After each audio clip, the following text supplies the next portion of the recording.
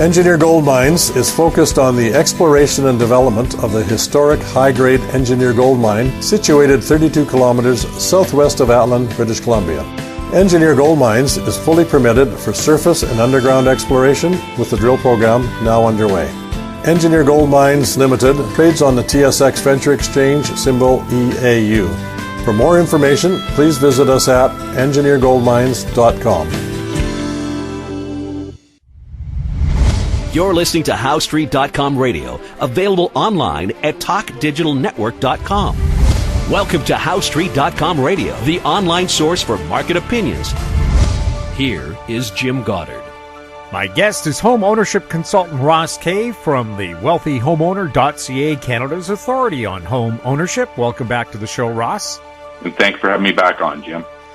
Ross, one of our listeners pointed out a year ago, CMHC said house prices would drop by up to 18%, and it would take them until 2022 to get back to their previous prices. Well, we know that forecast wasn't worth the paper it was written on, and the opposite happened. When or will we ever see prices begin to fall?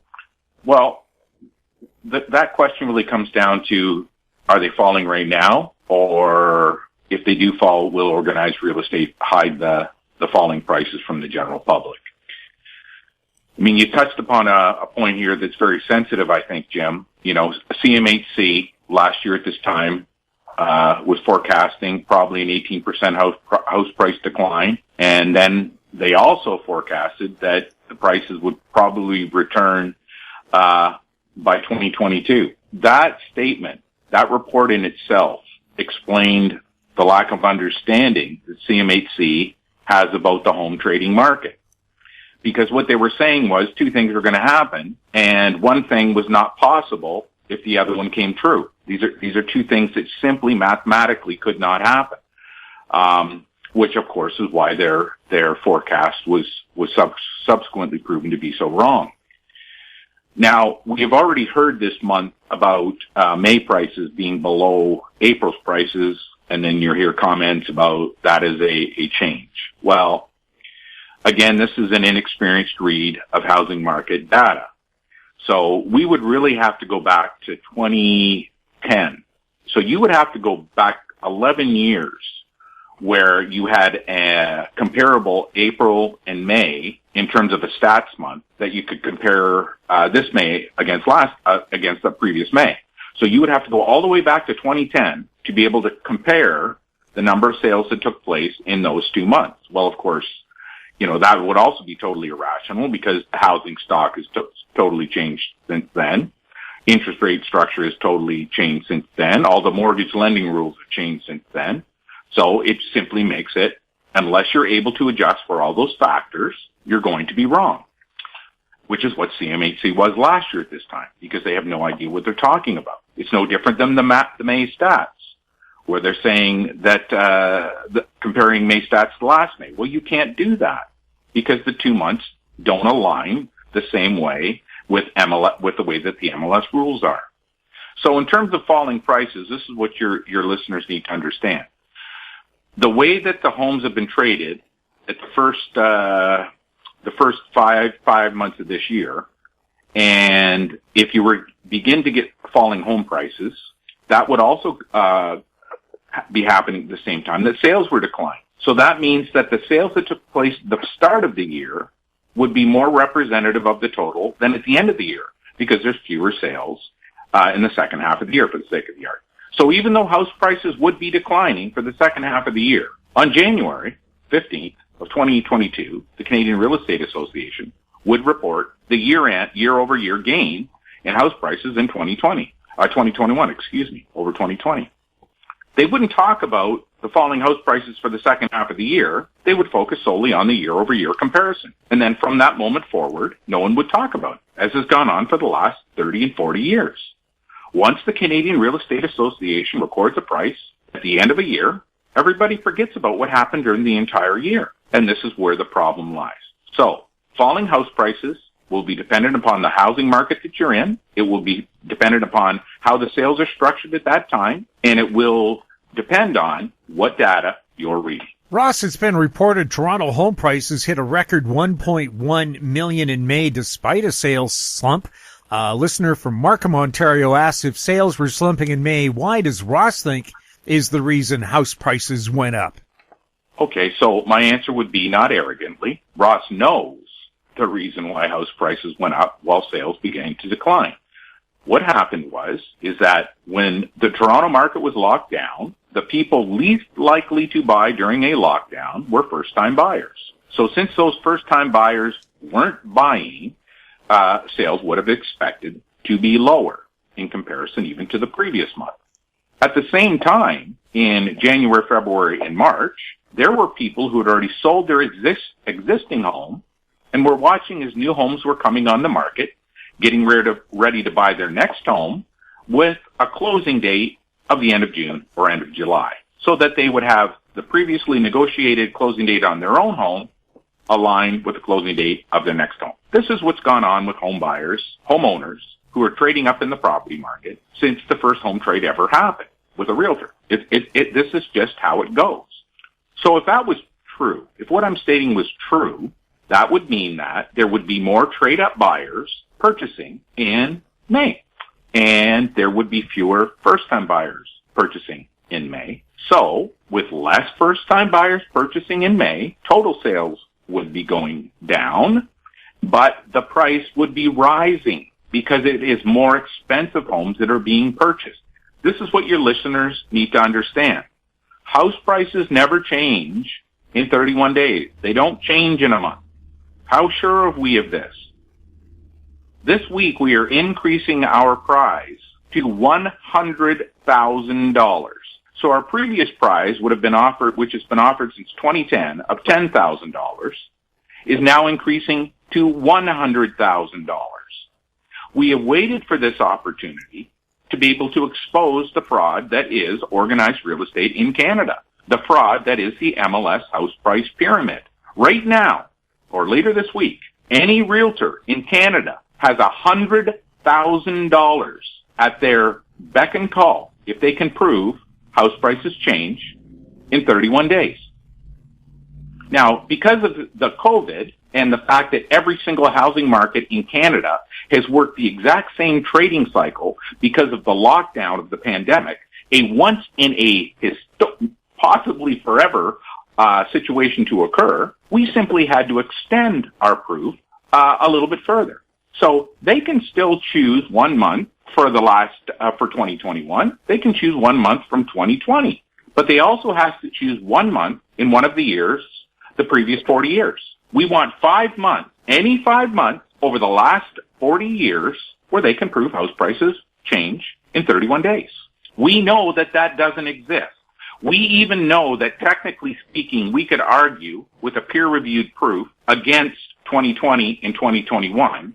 It just makes it more difficult for the layman to believe. So we instead have said, no, if house prices have gone up from $70,000 in 1980 to $600,000 today, clearly there has got to be 5 months over all those years where a realtor could prove house prices have changed in those 5 months, where a bank economist could prove house prices change in a month, where all these so-called housing analysts, people that are selling products to the public, could prove it. They can prove it.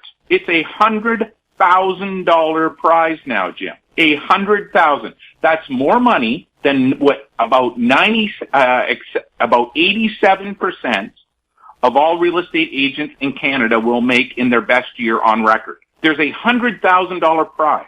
Can you imagine the embarrassment this could cause? That means all of Korea's economists have this opportunity. Brendan, out there at BC Korea, he can prove this and claim $100,000. That's what the reality of this last year has been. And it's why when we say the only reason the average price increased when sales fell was because first-time buyers stopped buying in enough numbers that the sales declined when those people who were going to be homeless at the end of June still had to go out and buy their next home. Ross, a different question, not specifically about the housing market, but Carol in Richmond asks, I'm looking for a condo and wondering if Ross has any ideas on what I should be looking for. So a condo is a very specific purchase, Carol. So whether it's in Richmond, BC or Richmond Hill, Ontario, it makes no difference. First of all, you've got to decide the type of person that you actually are. Do you need to see the sunshine coming into the windows of your condo? Because there are people, families, who genuinely need to have that sunshine coming in their condo windows at some time during the day, simply to prevent depression from setting in. You are going to be looking for a condo that, if it's north-facing, you may never see the sun. So right now, if you're that type of person, Carol, I'm eliminating at least half of the condos, probably 60% of the condos from your selection process.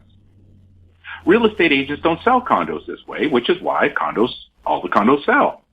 They don't put a premium on the location the condo is in the building when there should be a premium. If it's a sun-facing window, it should be a premium. Now, there's also too much sun, because if your condominium building doesn't have the proper HVAC system, that sun could be pouring in your windows and roast you out on sunny days. North-facing windows, if the insulation factor in the condo building is not good, and it's a north wind in the middle of winter, you could be freezing in that condo. That needs to be taken into consideration. What condominium services are included in your condo fee?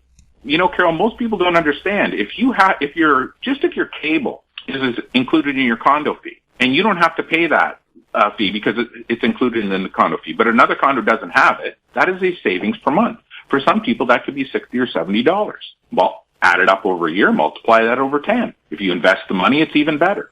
So when you're asking a question, what am I looking for in a condo, or what you should be looking for in a condo, the first thing you need to do, Carol, is understand who you are. Understand the things that you value the most in your everyday living.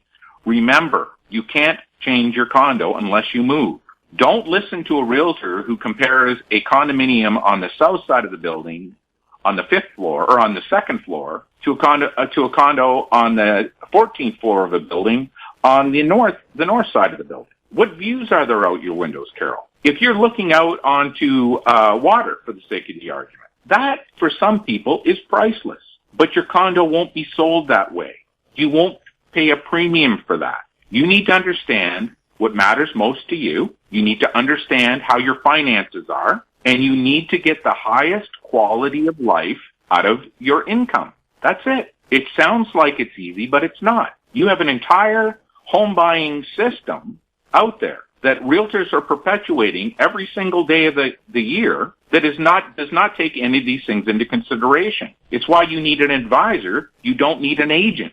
Anybody can be a real estate agent, but nobody can be an advisor, because it takes a certain amount of knowledge to be able to discuss what I just discussed with you. And how do you know that's not true, Carol? Go find some home buying condo guide that talks about being on the north or the south side of the condo building. Go try to find one. Find about how the importance of an HVAC system on the whole building is going to impact your own personal health. You won't find it. That's, Carol, is where you need to start. We'll have more with Ross Kay right after this. Engineer Gold Mines is focused on the exploration and development of the historic high-grade Engineer Gold Mine situated 32 kilometers southwest of Atlin, British Columbia. Engineer Gold Mines is fully permitted for surface and underground exploration, with the drill program now underway. Engineer Gold Mines Limited trades on the TSX Venture Exchange, symbol EAU. For more information, please visit us at engineergoldmines.com. Don't miss out. Stay informed. Receive the HowStreet.com weekly recap with thought-provoking podcasts, radio, and articles delivered to your inbox. Sign up for the HowStreet.com weekly recap on our homepage at HowStreet.com. Media recognition from Bloomberg, Reuters, recycling trade publications. Patented process for 100% recovery of critical metals, including cobalt, lithium, nickel, manganese, aluminum. American Manganese is focused on recycling lithium-ion batteries for electric vehicles. American Manganese trades on the TSX Venture, AMY, the US, AMYZF, and Frankfurt 2AM. For more information, visit AmericanManganeseInc.com or phone me, Larry Ray, at 778-574-4444. Don't miss out. Stay informed. Receive the HowStreet.com weekly recap with thought-provoking podcasts, radio, and articles delivered to your inbox. Sign up for the HowStreet.com weekly recap on our homepage at HowStreet.com. Welcome back. We're speaking with Ross Kay. Ross, the government is providing incentives to upgrade homes and make them more energy efficient. A listener in Edmonton asks if Ross is advising that people say it's a good time to do this right now, considering the new grants and loans were being offered. Great question. And my answer is the standard answer that I would give no matter what housing market that we're in.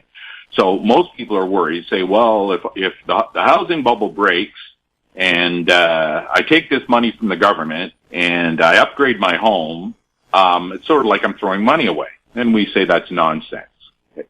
But again, we believe almost everything that's talked about home ownership is nonsense. Your home is going to need quality improvements. Every single home in Canada has a quality improvement schedule that they should be following. It's why when we see realtors advertising houses for sale without mentioning the quality differential between two properties, focusing solely on price, we just shake our head. What are these people talking about? Now, you mentioned Edmonton. Well, Edmonton, as it turns out, there are builders in Edmonton today who are building homes that are net zero as it is. So you have builders in Edmonton, cold Edmonton, able to build net zero houses in Edmonton. Now, it's easier to do with a brand new home than it is with a retrofit. But since Canada has 12 million homes in need of retrofitting is where that we need to go. The fact of the matter is you are going to have to improve those items that are currently being recommended in these incentives by the government. Heat pumps. Heat pumps are going to be a huge thing over the next 10 years. Okay, so heat pumps originally were from the 70s and 80s, but they were very inefficient and they only worked in certain climates. In Burlington, Ontario here, we had a whole subdivision that was run on, used heat pumps as a way of cutting energy back then. Remember the energy crisis back then. That's when the aluminum wiring went in the houses. It's when the eaves in the houses got shorter. It's when the windows got, they transitioned to aluminum. All these changes took place. And those heat pumps are not the same today as what they were then. Most of the problem you have today with homeowners who have owned houses for 20 years, when you're talking heat pumps, is the fact that they're thinking about heat pumps the way that they were 20, 30 years ago. They're not. They're efficient. This is how I would word it to this listener. You have an opportunity for the government, where the taxpayer will subsidize you as a wealthy homeowner to improve your house. Money that you are going to have to spend one way or the other to maintain your house's place in the housing stock is going to be handed over to you, whether it's a no-interest loan or it's a grant if you do something else. What you need to do with these, though, is you need to be strategic because you want to get the most money that you can out of them. So this is how I would leave this listener. We can build a net negative carbon life in a single detached home in Canada today. The government today could build 2 million brand new homes with backyards in Canada, which are carbon negative. In other words, during the first 15 years that the family lives in that home, they are going to be extracting more carbon out of the environment than the family would be putting in.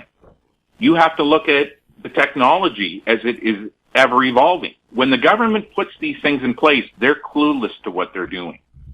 We heard that they're going to hire 2,000 energy auditors. They've got a proposal out, where you put an offer in on a government procedure I just slipped my head. Sorry, folks. They've got that offer now to hire 2,000 new home inspectors and train them. Okay, or excuse me, 2 energy efficient auditors. 2,000 energy efficiency auditors.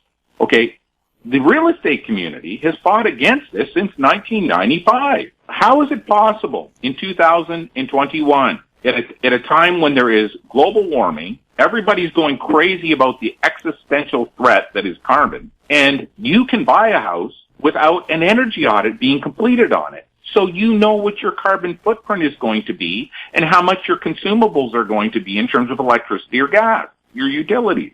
The only reason it's not happening is because organized real estate, realtors have fought against it since 1995. It was going to be legislated in the province of Ontario during the previous Liberal government, and the organized real estate shot them down. They turned the press against them, telling how this is going to increase the cost of housing. This is going to hurt homes on the sale. Hogwash, because just the opposite happened. Prices still went up anyways. These are great opportunities for every homeowner in Canada, whether it's Edmonton or it's Peely Island in Ontario, whether it's Victoria or it's St. John's.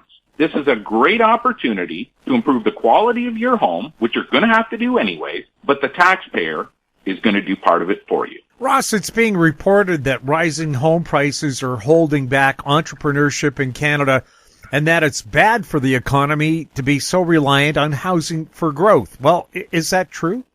Okay, entrepreneurship is being held back by our education system. And anyone who has worked in the education system, I'm going to say as a volunteer, who works with children up to university age, before they head off to university, and you do that for a long period of time, you see exactly what's holding back entrepreneurship. It's got nothing to do with house prices. It's just nonsense for people to come up with these answers. Let's blame housing for everything. The housing prices and entrepreneurship are not attached.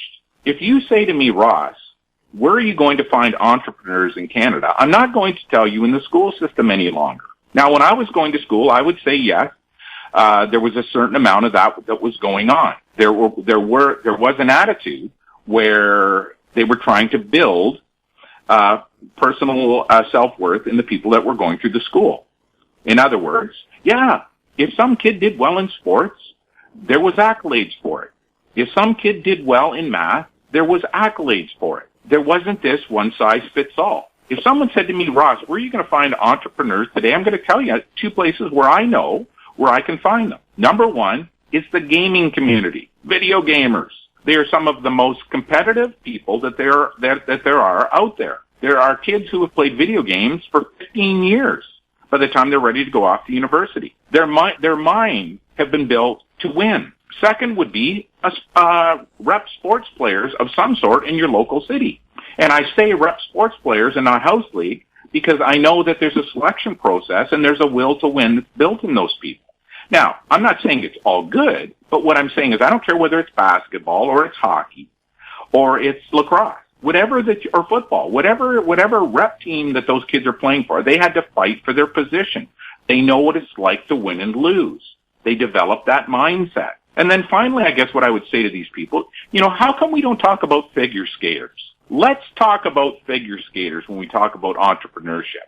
Think about a young girl or a young guy, but I'm going to use girl because they think that the guy doing the quad is better than the girl doing the triple.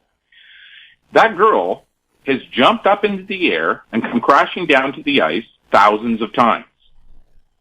She continues to get up every single time that she falls down in that ice. Everybody laughs at her. The figure skater. It's nothing like the basketball player. It's nothing like the hockey player. And I say, nonsense. You have one elite figure skater in an age group in this country. One. Not a team. One. If it's a girl or a guy, but I'm going to keep using the girl for the example, equal opportunity entrepreneur, that girl has jumped in the air knowing she's going to come crashing down onto rock hard ice over and over again, but she still does it. That's where the entrepreneurs are being built. To blame it on housing ignores the reality of our society. This is sort of like we hear the comments about the economy being too reliant on housing. Too much of GDP is going to housing. Well, first of all, when you're talking about it in the context of this year, gross domestic product has fallen because we've been on a pandemic. So you're comparing a housing market against a declining gross domestic product. You also are using fictitious numbers from the housing market because of the way that those numbers are calculated. In other words, the real estate brokers' commissions are done from a survey. Real estate brokers have lied on those surveys for 40 years. Anybody who knows the top performing real estate offices in the country never complete these surveys. So there's obviously something wrong with the numbers. Now let's look at a home in itself. A home, the building of a single detached home with a backyard, is the most efficient way to grow your economy. It supports the underpinnings of every other sector of the economy. Without housing, without those backyards, you are building a weaker and weaker economy. Now, if you build housing in the right numbers and in the right way, it's a benefit to the economy because it stimulates what they're claiming now that it's holding back. Why do we have a problem with house prices? Because the country has refused to build backyards. Politicians for over 20 years have refused to build backyards. That means we grow our population, but we refuse to house them. No wonder house prices go up. If you simply built more houses, and you had been building more for the last 20 years, this problem wouldn't be here. And when you look at the data, the way that we see it, it's a one-to-one causation. The failure of your governments to build enough backyard has a one-to-one relationship with house price growth. They can blame it on whatever else that they want to blame it on, which is generally the stupidity of the Canadian homeowner for taking out too much mortgage debt. This discussion on entrepreneurship, housing, and GDP is wrong because it's built on myths. It's built on misunderstanding. It's built on not studying subjects long enough so that you can command a certain level of knowledge in that subject. I would never speak about kids in high school if I hadn't spent 20 years working in all public school systems, volunteering, coaching hundreds and thousands of kids. I wouldn't speak, but I did that little bit of research, and I have that little bit of a perspective. My perspective on housing is 10 times, 20 times that amount. That's why when I hear these comments, home prices are holding back entrepreneurship. Home prices are holding back investing in the business economy. We say hogwash. Show us your data. Prove it. Quit talking out of the side of your mouth. Show the data. Because no data exists to support what you're saying. Ross, thank you so much for chatting with us. Thanks for having me back on, Jim. My guest has been home ownership consultant Ross Kay from the wealthyhomeowner.ca. If you have any questions for Ross, you can send them to the show at info@housestreet.com. Our YouTube channel is Talk Digital Network. Find us on Twitter @House Street. We're also on Facebook. I'm Jim Goddard. Thank you for listening. Comments made on HowStreet.com radio are an expression of opinion only and should not be construed in any matter whatsoever as recommendations to buy or sell any financial instrument at any time.